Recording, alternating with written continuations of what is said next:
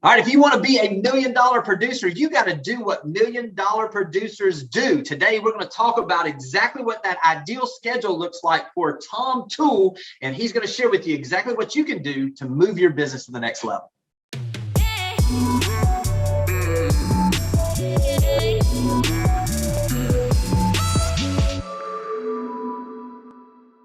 All right, this is one I have been extremely excited to spend some time with you. My friend Tom Toole is out of the Philadelphia area. And one thing, Tom, I've kind of mentioned this to you before, but man, you're the most disciplined person on your schedule that I've ever seen. And so literally, I was telling you before we get started, selfishly, I'm excited about this because I know that sometimes I will watch some of your content, which we're going to get to in just a little bit. And it's like you're literally coming through my screen and punching me right in the nose, which is exactly what I need. So I appreciate you for all that, my friend. Listen, before we get started, in case somebody doesn't know you, tell them a little bit about you, the team, the production, those types of things. Sure. So my name's Tom Toole. I work at the Tom Toole Sales Group with ReMax Main Line. We're in the greater Philadelphia area. This year, we're going to sell 450, 470 homes, somewhere in that range, probably around like 170 million or so. And I've been doing this a long time. I got licensed when I was 19.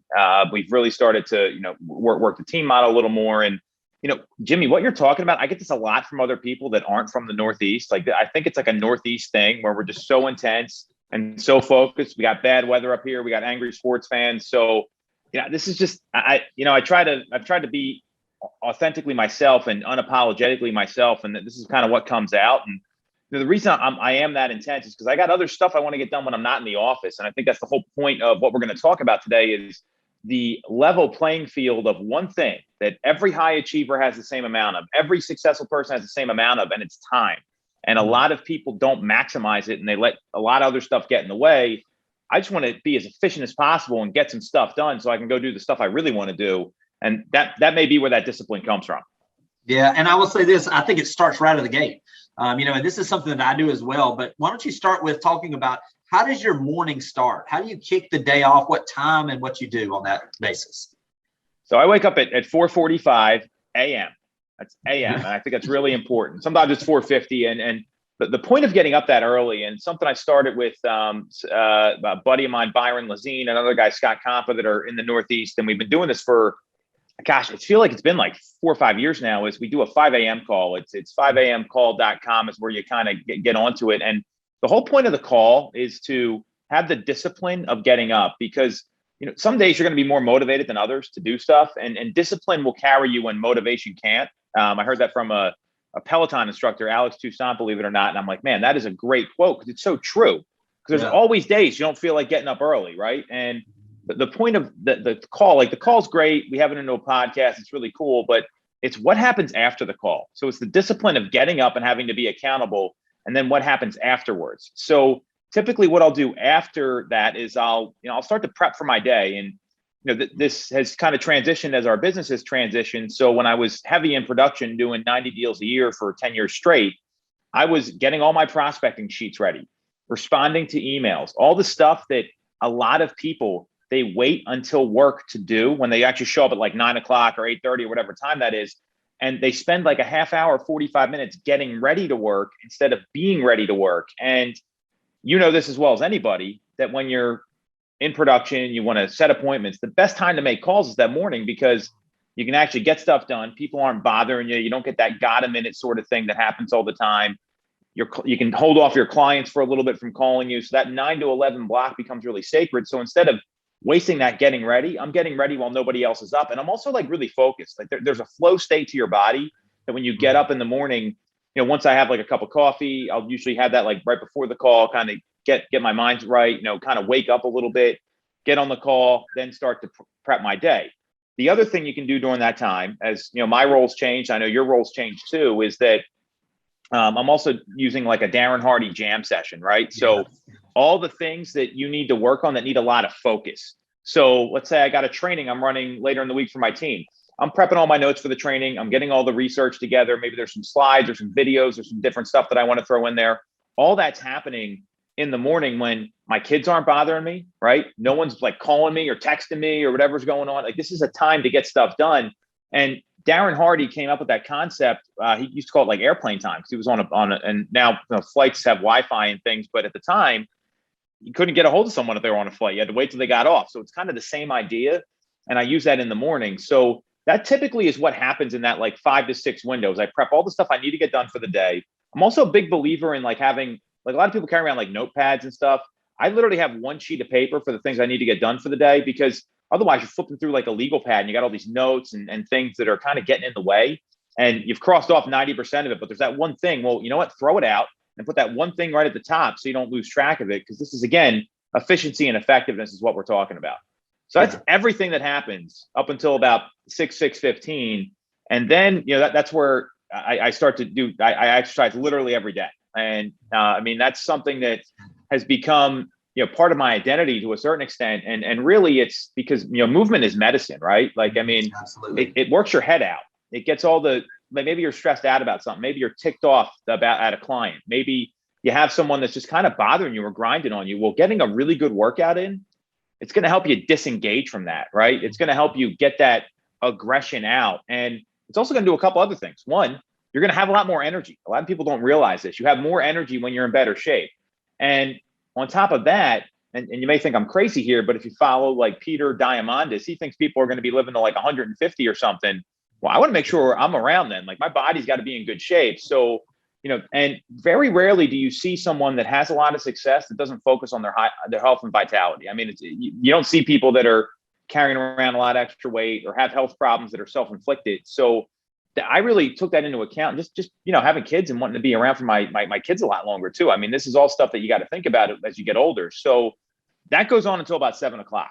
So this is a good time to pause, because think about how much stuff we just talked about that happens before like 7 o'clock in the morning.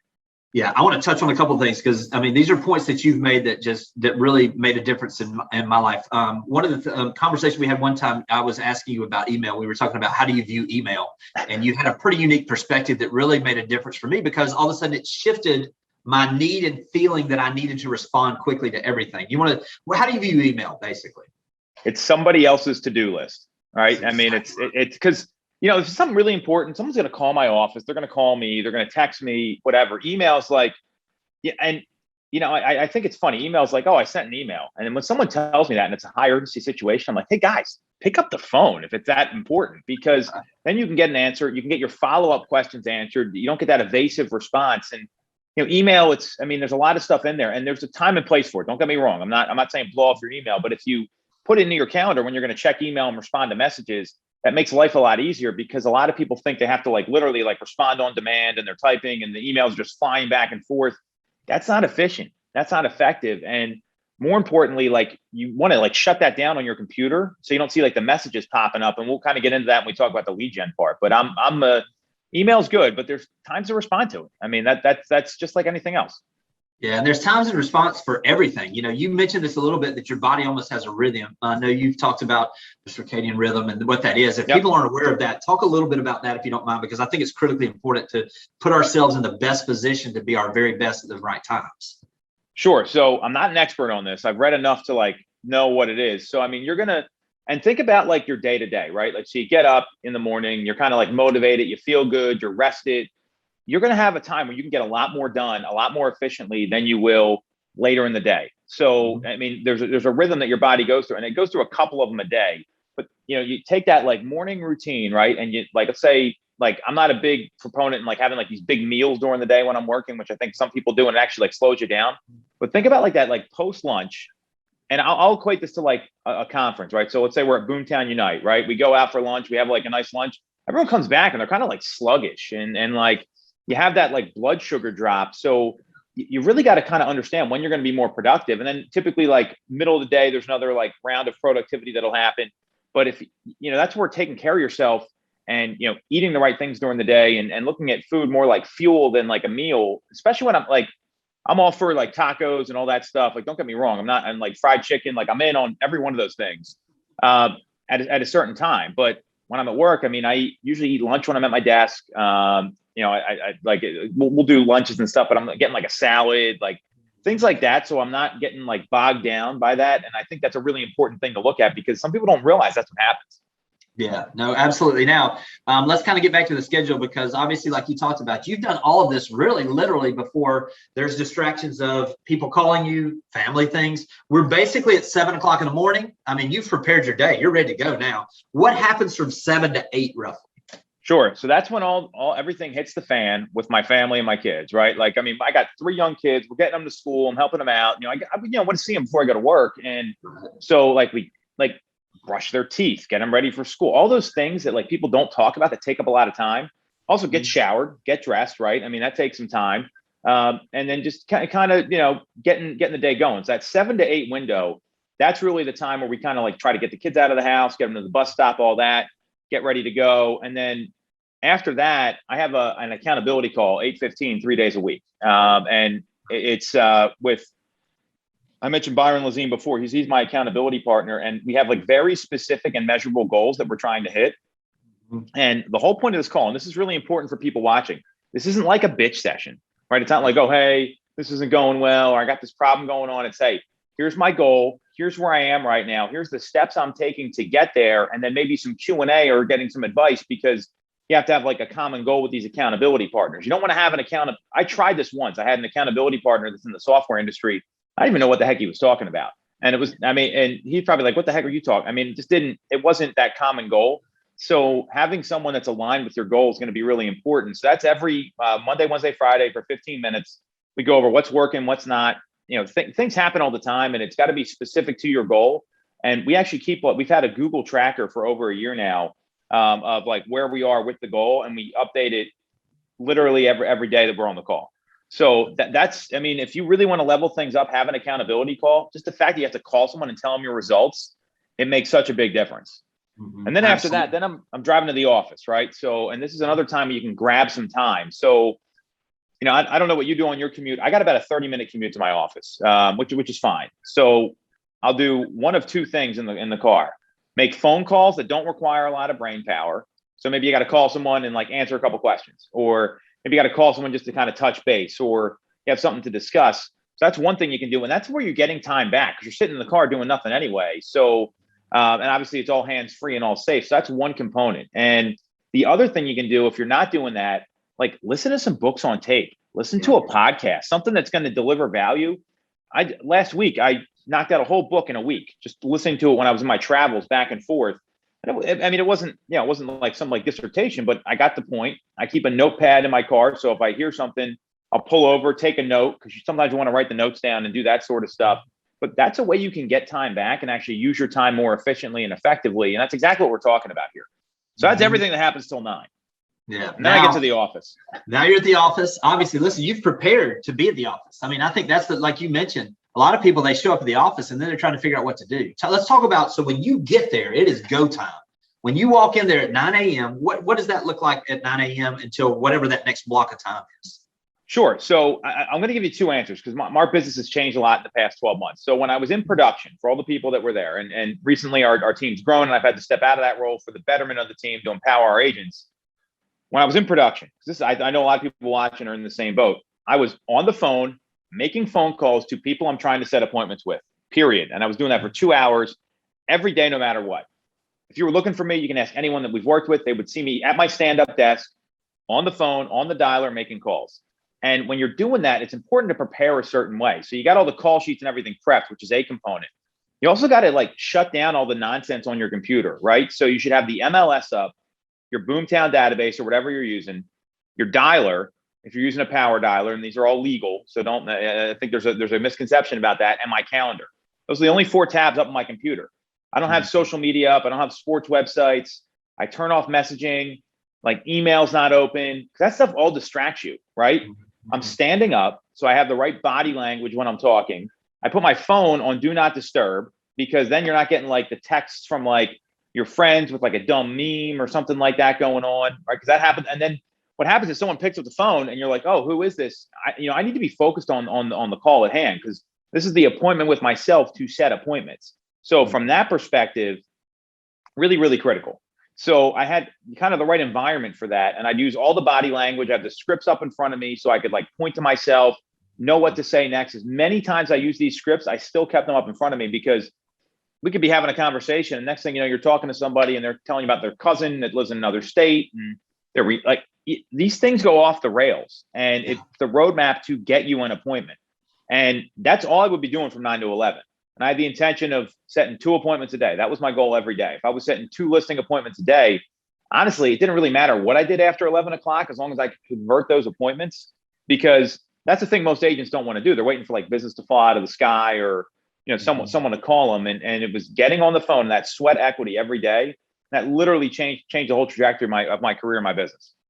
Yeah. So now we're doing these things. I mean, this is discipline. I mean, let's think about this. 11 o'clock in the morning, dare I say you're doing as much as a lot of agents do in a month. I mean, let's be real. And I mean, so seriously, this focus on what's happening obviously leads to those results. We're getting to 11 o'clock now. Let's just say that we've gotten to that 11 o'clock time frame. What happens now? Because literally you've put a full day in. I mean, as far as your prospecting, preparation, mentally, physically, every area of your life has been touched. What does 11 o'clock look like now? So that's when, like, all the realtors who say the business is crazy, I got a lot of stuff going on, that's when all that stuff kicks in, because you can't ignore it, because that's a problem. Like, not getting back to people is not an option. That's the biggest complaint about real estate agents. So 11 o'clock would come, I'd go huddle with our staff, see what transaction issues are going on, see who I need to call back. Because all those problems that people think they need to handle right away, they're always there at 11 o'clock. And that's what I tell everybody. Like, you got to get an addendum signed, you got to negotiate a home inspection. I can wait till 11. I can wait till 12 probably. So that's when I would handle like the deal doctoring, transaction issues, any staff issues, just make all those return phone calls and all those things. I do that before lunch, and we would actually train the staff. So my phone would get forwarded to the office, and it'll be like, hey, Tom's in an appointment right now, or he's in a meeting, and he can get back to you between, after 11 o'clock. So because if you don't do that, people get pissed, right? Like, they want to know when they're going to talk to you, and building trust is letting people know when they can hear from you. So having that message and that training is really critical. And so that would be, I meet with the staff, we get a game plan for the day, go over any appointments I have or anything I needed to like get prepped for. And then from like 12 to 1, I'd be doing like some follow-up stuff. So sending like follow-up videos, all the things I promised that I'd send to people over the phone, because most realtors don't follow up. And then literally after that, I'm just on appointments, or I have like a team training or something like that to do. So all that stuff would happen after 11, but it's the rest of the day that's where agents kind of, they take that maybe 6 hours that we're talking about here, and they let it expand to 8 hours, right? Because when you don't put stuff in your schedule, it just expands. So being really disciplined in the morning leads to a conversion-based afternoon, and then you can just set appointments and then go do what you need to do. And that's, a lot of people think it's like every minute is scheduled out. That's not how it goes. It's just, you can't get stuff done in the afternoon. So you got to focus on that in the morning. That's so good. So I love conversion-based afternoons, man. That's what I'm talking about right there. Let's flip. I mean, this is really good. So now we're talking about this. We basically, and when we've talked about this before, it's like 11 to 12:30. I mean, this is where you're getting caught up on all those things. You mentioned earlier that there are a couple of different times during the day where there's some energy, or there's kind of like you're flowing well. Is 12:30 one of those times, or what are you doing once you get to 12:30, or is this a low, after lunch? Yeah, I mean, I make sure to eat something, number one, because otherwise, like, you're going to pass out. Right. So I think that's important. And like, kind of monitor, like, nuts are really good, or like yogurt, or like a salad or something like that. And then, after that, I mean, I'll kind of get like, all right, I got to send this email, or like things that don't, like, it doesn't require a lot of energy, but it's got to get done.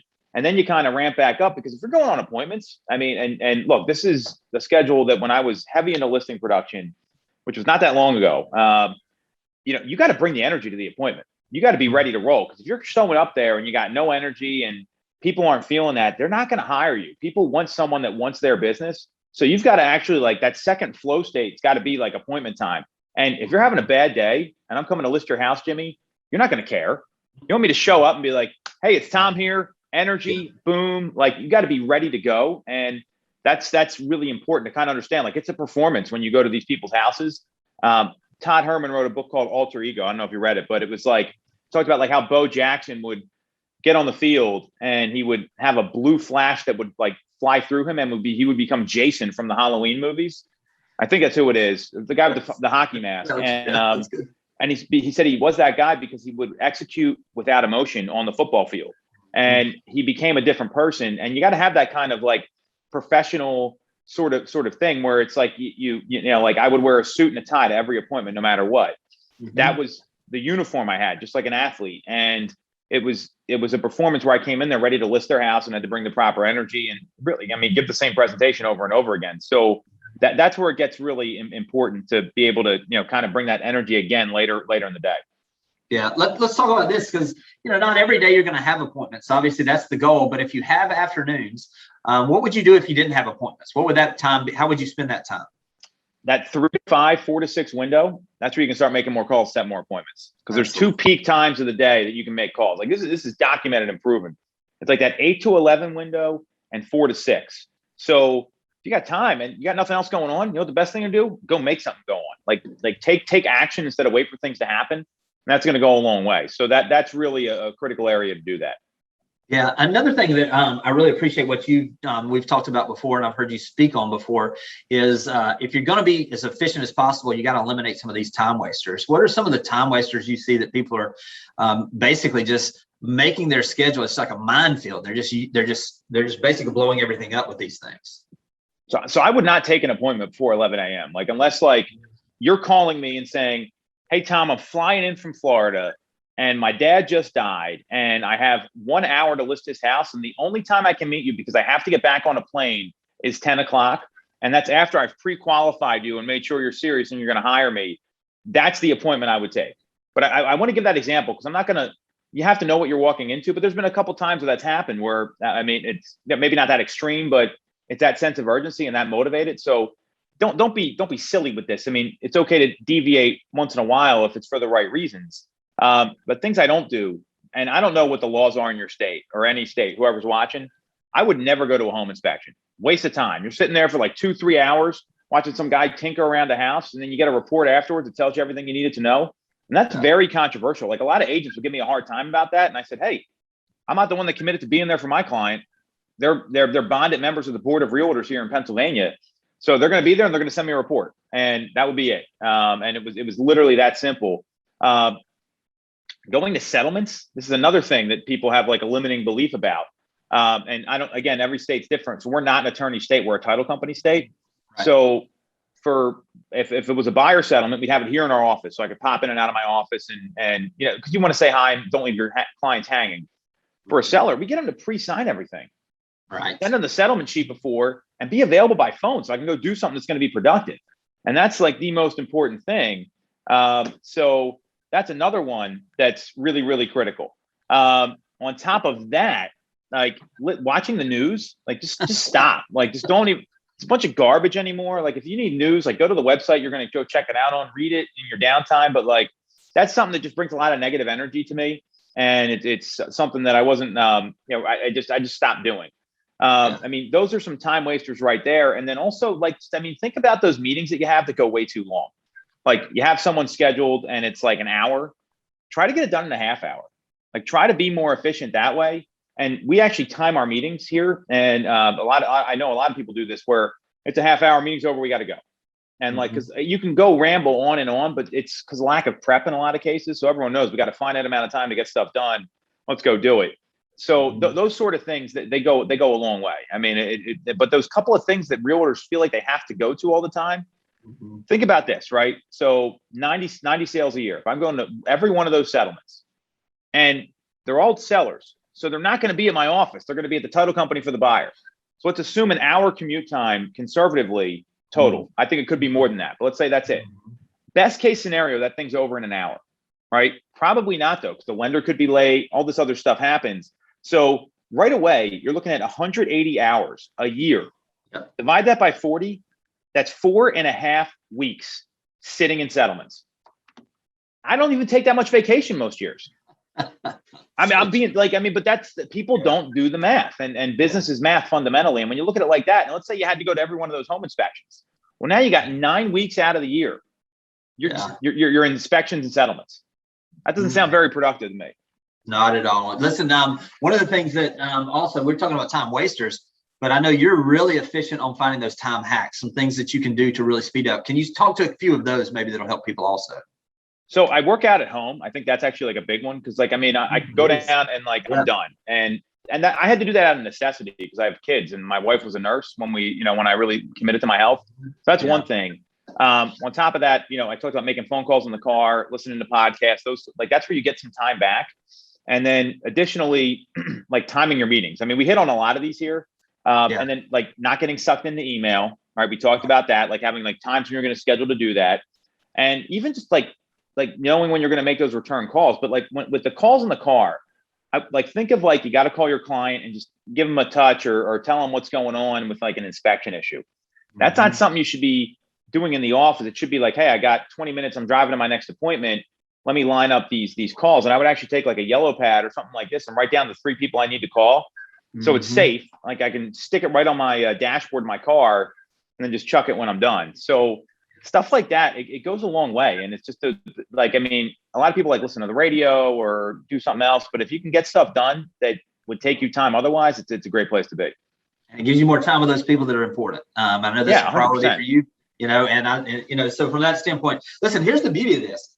If you're going to have Tom Toole on and you're going to say you're going to have a 45-minute meeting and you get done in 30, you get more opportunity to spend time with Tom Toole. So let me wrap this up. Tom, what I love about this, and let me just say this, I love me some Tom Toole. There's not a single time that you and I talk or we spend time together, we go to dinner, whatever it is, that I don't feel better for talking to you. So man, I appreciate all you do, not just for your folks, but how you give to the industry. That's one of the things that I want to make sure people know how to follow everything you're doing, because I get a ton out of it on a daily basis probably.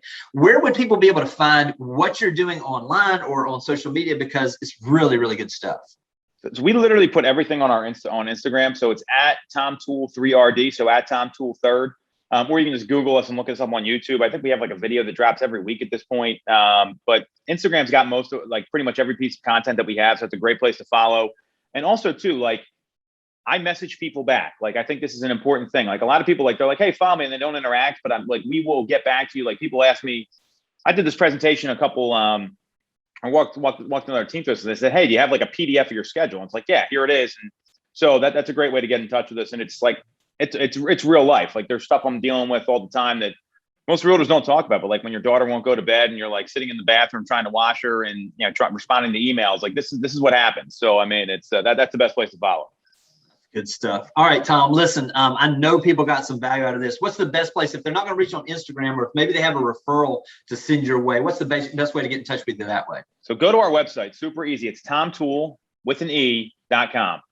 All right, good stuff. All right, my friend, I really appreciate your time because I know how valuable it is. And I hope everybody got something out of this. Listen, reach out. Don't just follow Tom. Let him know how much you appreciate everything he's done through this. People are going to get better. If you apply what Tom's told you, you're going to get better. You're going to do more business, and you're going to be more effective for not only your clients, but for your family as well. Take care, and we'll talk to you guys soon. Thanks for watching the video. I specifically chose the video below for you because it builds on the one you just watched. I hope it's helpful, and I'll talk to you soon.